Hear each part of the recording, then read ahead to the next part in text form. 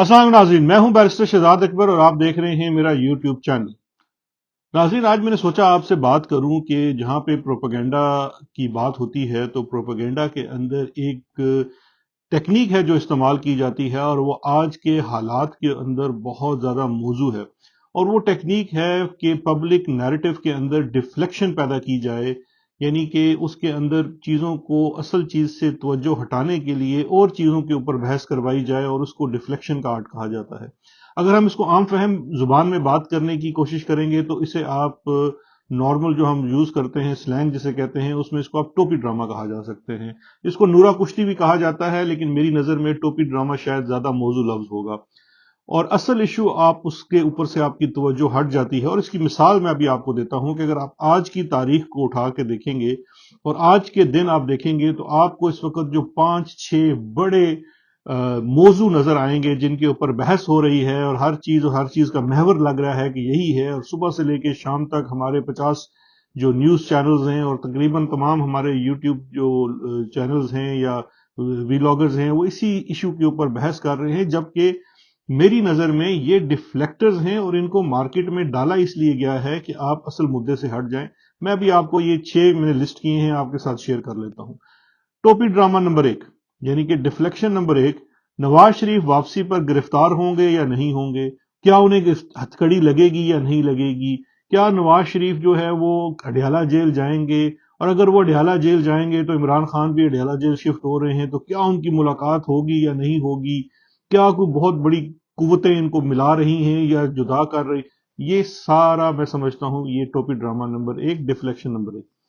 Number 2, Sarfaraz Bugti ने बयान दे दिया, नून लीग के जनाब वुजरा ने उसके ऊपर हमला कर दिया। अच्छा जी, उसके बाद वजीर आजम ने कुछ कह दिया, निगरान वजीर आजम ने कुछ कह दिया तो नून लीग वालों ने या पीटीआई वालों ने उसके ऊपर हमला शुरू कर दिया या पीपल्स पार्टी वालों ने उसके ऊपर हमला शुरू कर दिया। और इसके बाद फिर ये एक बयानबाजी का सिलसिला शुरू हो गया और ऑल ऑफ सडन हमें ये लगना शुरू हो गया कि नून लीग इस वक्त जिस जिहाद के ऊपर निकलने जा रही है उसकी राह में सबसे बड़ी रुकावट ये नाम नहाद निगरान हुकूमत है। डिफ्लेक्शन, टोपी ड्रामा, ये है नंबर 2। अब आ जाइए डिफ्लेक्शन नंबर 3 में। All of sudden Islamabad high court ने और किसी चीज का फैसला किया नहीं, लेकिन इमरान खान को अटक जेल से उनकी पुरानी दरखास्त के ऊपर अडयाला जेल मुंतकिल करने का फैसला कर दिया। साथ साथ ट्रायल होगा, इन कैमरा होगा, जेल के अंदर होगा, नहीं होगा, कैसे होगा। मेन इशू से मदद मुद्दा से आपकी नजर हट गई कि असल में इमरान खान के साथ हो क्या रहा है, वो कौन सी जेल में रहेंगे, वो क्या खाएंगे, कौन सी किताबें पढ़ेंगे, कौन सी सहूलत उनको दी जाएगी या नहीं दी जाएगी। ये डिफ्लेक्शन यानी कि टोपी ड्रामा। डिफ्लेक्शन नंबर 4 पे आ जाते हैं। डिफ्लेक्शन नंबर 4 जनाब, नवाज शरीफ साहब ने जनाब ऐलान कर दिया जजेस के एहतसाब होगा और जर्नैलों का एहतसाब होगा और एक बड़ा ब्रॉडर जनाब उसके ऊपर बहस शुरू हो गई। फिर यहां से शहबाज शरीफ लंदन चले गए, वो पीछे बैक ट्रैक हो गया। अब हर कोई कहता है कि जी नहीं ये बात तो हुई नहीं थी। कल मैं देख रहा था कि सागडार साहब स्टैंड अप हाउस से बाहर निकल रहे हैं, उनसे सहाफियों ने पूछा ये जजों और जर्नैलों का आप एहतसाब करेंगे, तो उसके बाद वो कन्नी कतरा के कहते हैं जी कोई और क्वेश्चन है तो बताएं चले जाएं, ये करें ये, यानी कि बहस का रुख इस वक्त उस चीज के ऊपर हो गया। और हम बड़ी बेताबी से इंतजार कर रहे हैं कि कौम के हीरो और जो कौम के मोहसिन हैं नवाज शरीफ वो वतन वापस आएंगे और हमारे जजों और जर्नैलों को जनाब वो एहतसाब के उसमें से कटहरे में ला के खड़ा कर देंगे। डिफ्लेक्शन। उसके बाद आप आगे आ जाइए, टोपी ड्रामा जिसे मैंने कहा। डिफ्लेक्शन नंबर 5, फैजाबाद का जी वो रिव्यू वाला पिटिशन लग गई जी, रिव्यू की पिटिशन लग गई। अब क्या होगा जी, ओपन कोर्ट होगी नहीं होगी, कौन से जज बैठेंगे, कौन से जज सुनेंगे। रिव्यू में क्या हुआ था, 2017 में टीएलपी ने धरना दिया था, उस धरने के ऊपर फौज के मुलवस होने का था। उस धरने के पीछे जनाब पीटीआई को हुकूमत में लाना था और उसके ऊपर कार्रवाई का हुक्म दिया गया था, कार्रवाई नहीं की गई क्योंकि रिव्यू फाइल था और अब रिव्यू फिक्स कर दिया गया है तो ये होगा। फिर उसके बाद आज की ताज़ा खबर ये आई कि जनाब आईबी ने जो अपना रिव्यू है उसके अंदर अमेंडमेंट फाइल कर दी और चीजें चेंज करने की वो दरखास्त दे दी। डिफ्लेक्शन, टोपी ड्रामा, टोटल टोपी ड्रामा। कि आप बस इसी में लगे कि इस वक्त हमारे मसाइल का हल ये है कि 2017 के हुए टीएलपी के हमले जो धरना था उसके ऊपर दिए गए एक फैसले के अंदर से जनाब अमल दरामद होगा तो हमारे मसाइल हल हो जाएंगे। इसके साथ एक और आजकल डिफ्लेक्शन फैली हुई है, एक और टोपी ड्रामा फैला हुआ है। محمد علی دورانی صاحب قصہ پارینہ، کسی زمانے میں ٹریکٹر فیکٹری میں کام کرتے تھے، پھر وقت بدلا اور مشرف کے دور میں وزیر مشیر ہوئے، پھر کبھی آتے ہیں کبھی جاتے ہیں، وہ آل آف سڈن جناب ملاقاتیں کرنے شروع ہو گئے، صدر پاکستان سے ملاقات کر رہے ہیں، اور پھر وہ جناب انٹرویوز دے رہے ہیں کہ میں جاؤں گا عمران خان صاحب سے یہ کہوں گا، اور ایسے توسط دینے کی کوشش کی جا رہی ہے کہ جیسے اس تمام مسائل کا حل محمد علی دورانی صاحب کے پاس ایک کلیہ ہے جس سے وہ کر لیں گے، اور وہ جناب یہ چیزیں حل کر لیں گے۔ بھائی ڈیفلیکشن، ٹوپی ڈرامہ۔ اچھا، یہ جب ساری ڈیفلیکشن پھیلی ہوئی ہے تو آج آپ اٹھا کے دیکھ لیجئے سوشل میڈیا کو اور ٹی وی کو، آپ کو کسی بھی جگہ اصل جو بحث ہے اس وقت، جو پاکستان کا اصل ایشو ہے، اس کے اوپر کوئی بات کرتا نظر نہیں آئے گا۔ یہ جب ہم ان تمام ٹاپکس کے اوپر، اس وقت یہ 5 6 سمجھیے، 1 2 شاید میں نے مس کر دیے ہوں، لیکن اس وقت 5 6 وہ ٹاپکس ہیں جس کے اوپر آج رات کے بھی سارے شوز ہوں گے، کل بھی ہوئے ہیں، پورا ہفتہ انہی چیز کے اوپر بحث مباحثہ ہوتا رہے گا۔ But at the cost of what, کہ جب ہم یہ بحث کر رہے ہیں تو ہم کس بحث سے ہٹ رہے ہیں؟ وہ بحث ہے پاکستان میں اس وقت ایک عام انسان کا، ایک عام شخص کا جو کاسٹ آف لیونگ کرائسس ہے، یعنی کہ اس کی جو زندگی گزارنے، صبح سے شام کرنا، اپنے بچوں کا پیٹ بھرنا، وہ جو کرائسس ہے، ان مسائل کا حل کس طرف تلاش کیا جانا ہے، اس کے اوپر کیا کوئی بحث ہوگی، کیا کوئی بات کرے گا، یا کوئی ڈائریکشن نظر آئے گی؟ وہ چیزیں کیا ہیں؟ اس وقت پیٹرول آپ کا 330 روپے سے زائد ہو چکا ہے، اس مہینے کا آخر آ چکا ہے، اس کی قیمت مزید بڑھے گی۔ ڈالر آپ کا اس وقت 300 روپے کے قریب ہے، خبریں چلائی جا رہی ہیں 290 95 کا ہے۔ میں نے پاکستان فون کر کے کوشش کی کہ ریٹ لیا جائے، ریٹ تو مل جاتا ہے، ڈالر سننے میں آ رہا ہے کہ نہیں مل رہا ہے۔ بجلی ہر مہینے مہنگی ہوتی جا رہی ہے، جس شخص کی، جو آپ کی مڈل کلاس تھی، سو کالڈ مڈل کلاس، جن کے گھر میں 1 یا 1.5 سمجھیں اے سی چلتا تھا، اس کا ₹1,00,000 بل آ رہا ہے، اور ایک عام شخص جس کے گھر میں ایک پنکھا، ایک لائٹ، اس طرح کی چیزیں چلتی ہیں، اس کا پچھلے مہینے 15 سے 20 ہزار روپیہ بل آیا ہے، اور اس مہینے اس کا بل 25 ہزار روپیہ تک آنے کی توقع ہے۔ اور جس بندے کی ذرائع جو آمدن ہے وہ 20 25 ہزار سے زیادہ نہیں ہے اس وقت، یعنی کہ مہینے میں وہ جتنے پیسے کما رہا ہے اتنا تو محض اس کا بجلی کا بل آ رہا ہے۔ ابھی اس نے 300 روپے لیٹر سے زائد کا دودھ بھی پینا ہے، چینی مہنگی بھی کھانی ہے، مہنگا آٹا بھی کھانا ہے، بچوں کا پیٹ بھی بھرنا ہے، اسکولوں کی فیسیں بھی دینی ہیں، اور ابھی جیسے ہی سردیاں شروع ہوں گی تو آپ کا گیس کا کرائسس بھی شروع ہوگا، اور گیس کی بڑھتی ہوئی قیمت بھی شروع ہوگی۔ اس کے ساتھ ساتھ چونکہ ہم IMF پروگرام میں ہیں، کوئی ریلیف نہیں دیا جا سکتا، ٹیکسوں کی بھرمار ہے، جس کی ایک مثال آپ کو آپ کے بجلی کے بلوں کے اندر نظر آئے گی۔ پھر آپ کے ملک میں لا اینڈ آرڈر ختم ہو چکا ہے، اسلام آباد جیسے شہر میں ڈکیتی، موبائل سنیچنگ ایک عام روایت بنتی جا رہی ہے، اور اس وقت پوزیشن یہ ہے گورننس کی کہ ہمارا کوئی جوان اے سی ہے، وہ اسسٹنٹ کمشنر 1.5 کروڑ روپے کی نئی گاڑی لیتا ہے، اور دوسری گاڑی جو ہے وہ تحصیلدار کو دے دی جاتی ہے۔ مطلب اس وقت مادر پدر آزادی ہے، بیوروکریسی بھی مزے کر رہی ہے۔ چیئرمین سینٹ جو ہے، اس کے بھائی کو جو کہ کانٹریکٹ کا ملازم ہے اور ایک الائڈ محکمے کا ملازم ہے، اس کو گریڈ 22 کے سیکٹری والا گھر اسلام آباد میں اگلے 30 سالوں سے زائد عرصے کے لیے دے دیا جاتا ہے، یعنی کہ لا اینڈ آرڈر گورننس بالکل ناپید ہے۔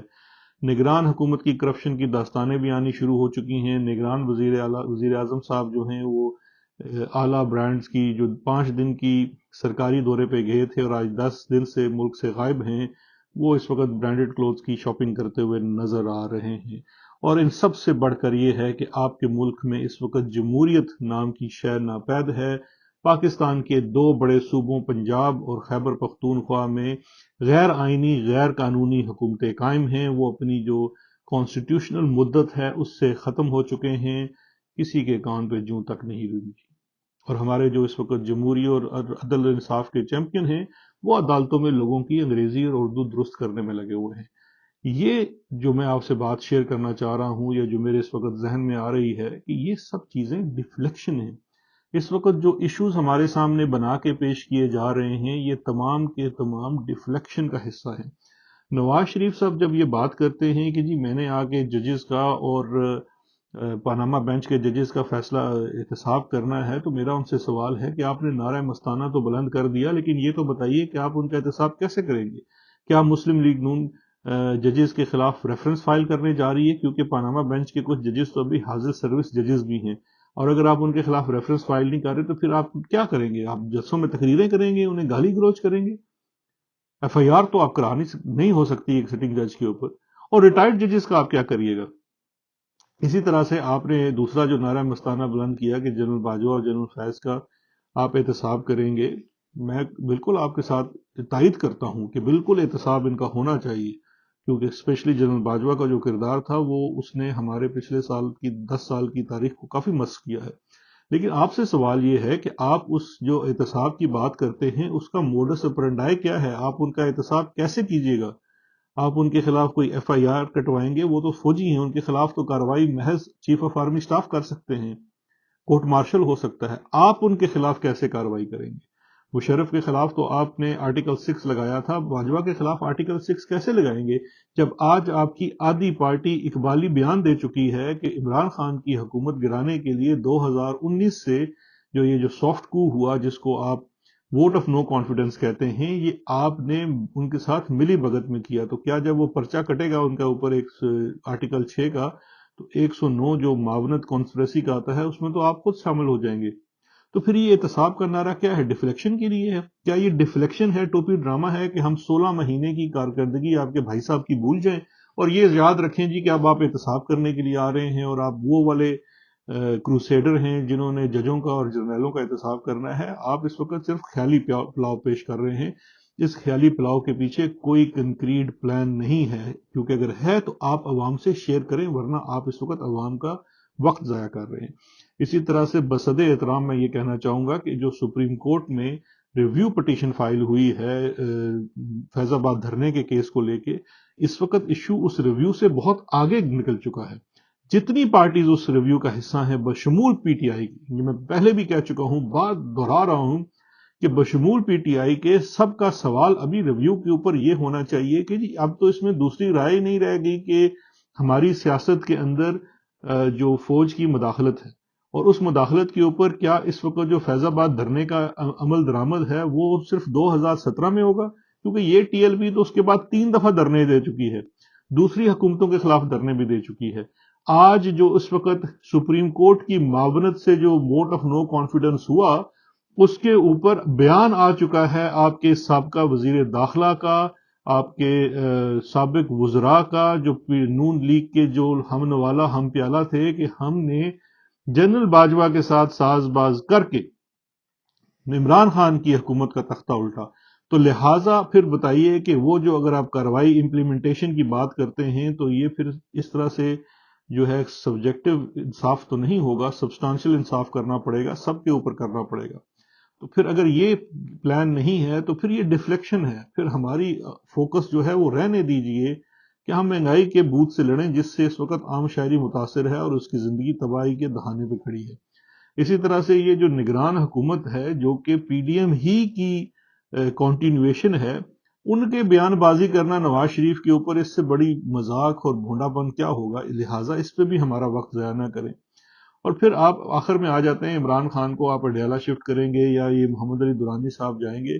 पहले तो मुझे ये बता दीजिए कि मोहम्मद अली दुरानी साहब किसको रिप्रेजेंट कर रहे हैं, इनका जो है वो स्टेटस क्या है। ये आया फौज को या फौज के किसी धड़े को रिप्रेजेंट कर रहे हैं। सदर पाकिस्तान भी मुझे लगता है मिल लेते हैं किसी वजह से, लेकिन वो जाके बात क्या करना चाहते हैं।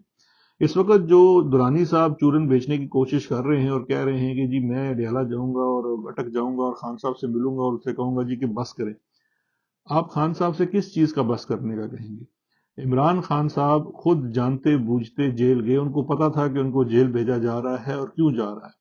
अगर उन्होंने इक्तदार वालों के साथ कोई साजबाज करनी होती तो वो पिछले 16 माह में कर चुके होते। उन्होंने साजबाज नहीं करनी, उन्हें इस वक्त अपनी पर्सनल लिबर्टी की परवाह नहीं है। तो लिहाजा आप जो उनको बस करने का कह रहे हैं, मुझे नहीं समझ आ रही किस चीज का करने की कह रहे हैं। तो आप इस वक्त महज एक डिफ्लेक्शन से जायद कुछ नहीं है। इसी तरह से जो अडयाला और बाकी जगह, ये इमरान खान मैं बता चुका हूँ अजीब आदमी है, आप उसको समझते नहीं हैं, उसको परवाह ही नहीं है आप उसको कहाँ रखेंगे। वो फोकस है अपने असूल और अपनी बात के ऊपर, आप उसके साथ उस बात के ऊपर बात करें, उसके अलावा कोई भी बात करेंगे he is simply not interested. तो ये तमाम चीजें थी, डिफ्लेक्शंस थी, ये टोपी ड्रामे हो रहे हैं। मेरा ख्याल है कि हमें जो अपना نظر ہے اور اپنی جو چیز ہے اس کو فوکس رکھنا چاہیے، اصل مدے کے اوپر آنا چاہیے۔ یہ جو ہر دن وہ کہتے ہیں نا کہ آپ نئی چیزیں اٹھا دیتے ہیں، ان سب چیزوں کا کوئی فائدہ نہیں ہے۔ میرا خیال ہے یہ وہی والی سچویشن ہے کہ سب کو پتا ہے کہ اصل مسئلے کی جڑ کہاں ہے اور کیا ہے۔ باقی بس آپ نے باتیں بنائی ہوئی ہیں، وہ فیض صاحب کی ایک نظم کا شعر ہے، وہ بڑا اس پہ فٹ بیٹھتا ہے، اس کے ساتھ ہی اپنی بات ختم کروں گا کہ ہے اہل دل کے لیے اب یہ نظم بست و کشاد، ہے اہل دل کے لیے اب یہ نظم بست و کشاد، کہ سنگ و خشت مقید ہیں اور سگ آزاد۔ تو وہ جو سگ آزاد پھر رہا ہے اس کے اوپر قابو پانے کی کوشش کیجیے۔